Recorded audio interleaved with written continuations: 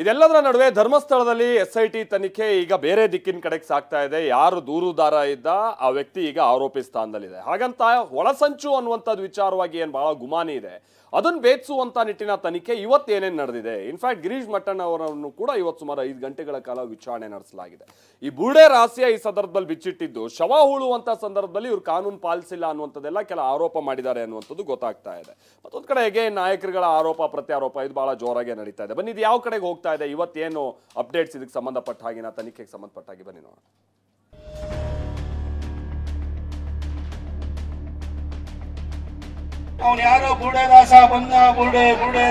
ನೇರ ಪ್ರಹಾರ ಒಂದು ಧಾರ್ಮಿಕ ಕ್ಷೇತ್ರದ ಮೇಲೆ, ಅದಕ್ಕೆ ಈ ನಗರ ನಕ್ಸಲರನ್ನ ತಂದುಬಿಟ್ಟಿದ್ದಾರೆ. ಅವರಿಗೆ ಬುದ್ಧಿ ಭ್ರಮಣೆ ಆಗಿದೆ.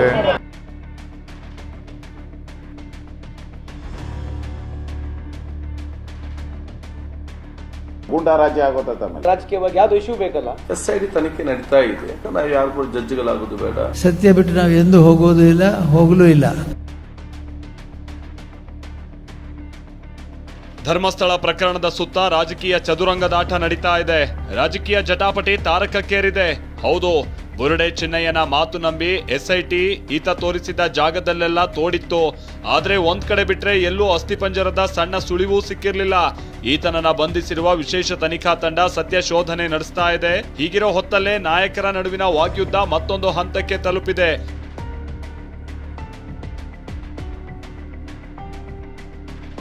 ನಿನ್ನೆಯಷ್ಟೇ ವಿಧಾನಸಭೆ ವಿಪಕ್ಷ ನಾಯಕ ಆರ್ ಅಶೋಕ್ ಗಂಭೀರ ಆರೋಪವೊಂದನ್ನ ಮಾಡಿದ್ದರು.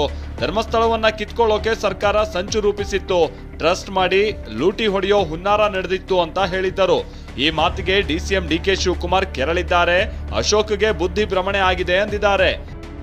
ಈ ದೇಶದ ಮೇಲೆ ದಾಳಿ ಮಾಡಿ ಲೂಟಿ ಮಾಡ್ಕೊಂಡೋದ್ನಲ್ಲ, ಹಂಗೆ ಈಗ ಕಾಂಗ್ರೆಸ್ ಸರ್ಕಾರ ಧರ್ಮಸ್ಥಳದ ಮೇಲೆ ದಾಳಿ ಮಾಡಿ ಅಲ್ಲಿರೋ ಅಂತ ಸಂಪತ್ತು ಎಲ್ಲ ಲೂಟಿ ಮಾಡುವಂತ ಪ್ರಯತ್ನ, ಅದಕ್ಕೆ ಈ ನಗರ ನಕ್ಸಲರನ್ನ ತಂದುಬಿಟ್ಟಿದ್ದಾರೆ. ಅಶೋಕ್ ಅವ್ರಿಗೆ ಬುದ್ಧಿ ಭ್ರಮಣೆ ಆಗಿದೆ. ಅವ್ರಿಗೆ ಏನಂತ ಗೊತ್ತಿಲ್ಲ, ಗೊತ್ತಾಯ್ತಾ? ಅವ್ರ ಪಾರ್ಟಿಯವರು, ಅವ್ರ ಇಂಟರ್ನಲ್ ಪಾರ್ಟಿ ವಿಚಾರ, ಅವ್ರ ಇಂಟರ್ನಲ್ ಪಾರ್ಟಿಯವ್ರದ್ದು ಅದು ಪ್ಲಾನ್ ಅದು. ಇನ್ನು ಎಸ್ಐಟಿ ರಚನೆಯ ಬಗ್ಗೆಯೂ ಇವತ್ತು ಆರ್ ಅಶೋಕ್ ವ್ಯಂಗ್ಯವಾಡಿದ್ದಾರೆ. ಸರ್ಕಾರಕ್ಕೆ ಕಾಮನ್ ಸೆನ್ಸ್ ಬೇಕಲ್ಲ ಅಂತ ಕಾಲೆಳೆದಿದ್ದಾರೆ. ಈ ಮಾತಿಗೆ ತಿರುಗೇಟು ಕೊಟ್ಟ ಸಚಿವ ಸಂತೋಷ್ ಲಾಡ್, ಎಸ್ಐಟಿನ ಯಾಕೆ ಸ್ವಾಗತ ಮಾಡಿದ್ರಿ ಹಾಗಾದ್ರೆ ಅಂತ ಪ್ರಶ್ನಿಸಿದ್ದಾರೆ. ಯಾರೋ ಒಬ್ಬ ಅನಾಮಿಕ ಬಂದು ನಾನು ಹೆಣಗಳನ್ನ 100 ರೇಪ್ ಆಗೋಗ್ಬಿಟ್ಟಿದೆ ಅಂದ್ರೆ ಈ ಸರ್ಕಾರಕ್ಕೆ ಕಾಮನ್ ಸೆನ್ಸ್, ಕಾಮನ್ ಜ್ಞಾನ ಬೇಕಲ್ಲ ಇವ್ರಿಗೆ. ಈ 21ನೇ ಶತಮಾನದಲ್ಲಿ ಈ ತರ 100 ರೇಪ್ಗಳು ಮಾಡಿದ್ರೆ ಈ ರಾಜ್ಯದಲ್ಲಿ ಹಂಗಾರೆ ಕಾನೂನು ಸುವ್ಯವಸ್ಥೆ ಇದೆಯಂತ ನಮ್ಮ ಗೂಂಡಾ ರಾಜ್ಯ ಆಗೋತ ನಮ್ಗೆ. ಏನು ಧರ್ಮಸ್ಥಳದ ಹೆಸರ ಮೇಲೆ ಈ ತರ ತಪ್ಪು ಅಭಿಪ್ರಾಯಗಳನ್ನ ಮೂಡಿಸ್ಲಿಕ್ಕೆ ಟ್ರೈ ಮಾಡಿದ್ರು, ಅದ್ರ ಹಿನ್ನೆಲೆಯಲ್ಲಿ ಹೇಳಿರ್ತಕ್ಕಂಥದ್ದು ಅಂತ ನನ್ನ ಭಾವನೆಗಳು. ಐ ಮೇಟ್ ಬಿ ನಂದು ತಪ್ಪು ಕೂಡ ಇರ್ಬೋದು, ರೆಫರೆನ್ಸು ಆ ಉದ್ದೇಶದಿಂದ ಹೇಳಿದ್ದಾರೆ. ಬಟ್ ಈ ವಿಷಯ ಇರ್ತಕ್ಕಂಥದ್ದು SIT ವೆಲ್ಕಮ್ ಮಾಡಿದ್ರೆ ಯಾಕೆ ಇವರು, ಏನ್ ರೀಸನ್? SIT ಯಾಕೆ ವೆಲ್ಕಮ್ ಮಾಡಿದ್ರು ಬಿಜೆಪಿ ಅವರು, ಏನ್ ರೀಸನ್ ಏನು? ಕ್ಷೇತ್ರದ ಮೇಲೆ ಪ್ರಹಾರ ಆಗಿದೆ ಅಂತ ಮಾಜಿ ಸಿಎಂ ಸದಾನಂದ ಗೌಡ ಕಿಡಿಕಾರಿದ್ರು.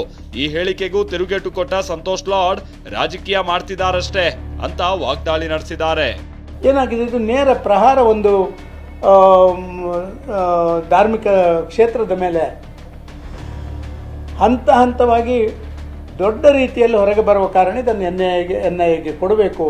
NIA ಖಂಡಿತವಾಗಿ ಇದನ್ನು ಡಿಟೆಕ್ಟ್ ಮಾಡಲಿಕ್ಕೆ SITಗಿಂತ ಪವರ್ಫುಲ್ ಆಗಿರ್ತದೆ ಅಂತ ಹೇಳುವಂಥ ಆ ಒಂದು ಅಭಿಪ್ರಾಯದ ಹಿನ್ನೆಲೆಯಲ್ಲಿ ಇದನ್ನು NIA ಕೊಡಬೇಕು ಅಂತ ಹೇಳುವಂಥದ್ದು ನಾವು ಹೇಳ್ತಾ ಇದ್ದೀವಿ. ಯಾವುದೇ ಗೌರ್ಮೆಂಟ್ ಇದ್ದಾಗ ಈ ಥರ ಸಂದರ್ಭ ಬಂದಾಗ we are gone by rules and regulations.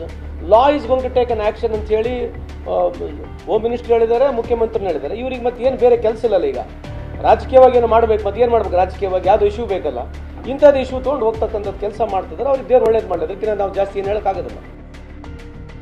ಇದೀಗ ಮಾಜಿ ಸಂಸದ ಪ್ರತಾಪ್ ಸಿಂಹ ಕೂಡ ಸರ್ಕಾರದ ವಿರುದ್ಧ ಘರ್ಜಿಸಿದ್ದಾರೆ. ಬುರುಡೆ ಬಿಟ್ಟು ಗುಂಡಿಯನ್ನ ಅಗೆಸಿದ್ರು ಏನೂ ಸಿಗ್ಲಿಲ್ಲ ಅಂದ್ರು. ಸಮೀರ್ ವಿರುದ್ಧವೂ ಕೆಂಡ ಕಾರಿದ್ರು.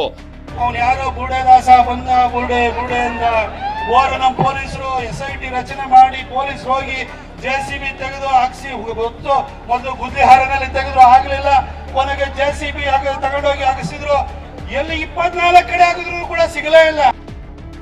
ಇತ್ತೀಚಿನ ಬೆಳವಣಿಗೆಗಳ ಬಗ್ಗೆ ಶ್ರೀ ಕ್ಷೇತ್ರ ಧರ್ಮಸ್ಥಳ ಧರ್ಮಾಧಿಕಾರಿ ಮಾತನಾಡಿದ್ದಾರೆ.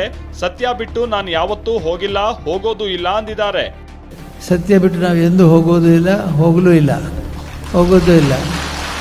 ಹಾಗಾಗಿ ಈ ಪ್ರಯತ್ನಕ್ಕೆ ನಮ್ಮ ಪ್ರಯತ್ನ ಇಷ್ಟೇ, ಶಾಂತತೆಯನ್ನು ಕಾಪಾಡಬೇಕು, ಸಾತ್ವಿಕತೆಯನ್ನು ಕಾಪಾಡಬೇಕು, ತಾಳ್ಮೆಯಿಂದ ಇರಬೇಕು. ರಾಜ್ಯ ಹಾಗೂ ಹೊರ ರಾಜ್ಯಗಳ ಜೈನ ಸಮುದಾಯ ಧರ್ಮಾಧಿಕಾರಿ ವೀರೇಂದ್ರ ಹೆಗ್ಗಡೆಗೆ ಬೆಂಬಲ ಘೋಷಿಸಿದೆ. ರಾಜ್ಯದ 15ಕ್ಕೂ ಹೆಚ್ಚು ಜೈನ ಭಟ್ಟಾರಕ ಮಹಾಸ್ವಾಮಿಗಳು ಜಾಥಾ ನಡೆಸಿದ್ದಾರೆ. Bureau report, TV9.